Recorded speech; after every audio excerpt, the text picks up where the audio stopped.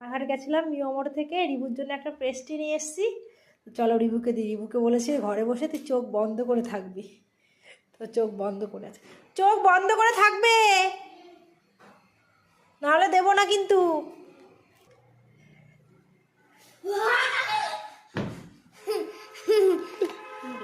কি দেখো তো কি এনেছি, আর এইদিকে কি নিয়ে এসেছি, কত বই দেখো, রিভুর পেন্সিল বই, লাবুর বই, খাতা সব।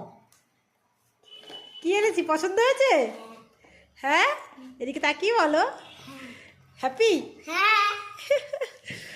তাহলে খাও, হাতে নিয়ে নাও, হাতে নিয়ে বিছানায় পড়বো, হাতে নিয়ে নাও।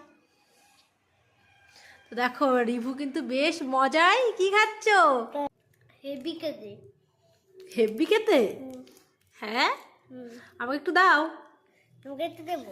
না না, আমাকে দিতে হবে না, তুমি খাও, তুমি খাও। তুমি খাও। না আমি খাবো না, তুমি খাও বাবা, আমরা খেয়েছি। না না, তুমি খাও, তুমি খাও, তুমি খাও। বলি বলি বলি বলি বলি কম কম কম, কত আনন্দ করে খাচ্ছে দেখো রিভু, তাই তো? এদিকে তাকাও, তাকাও, এদিকে তাকাও।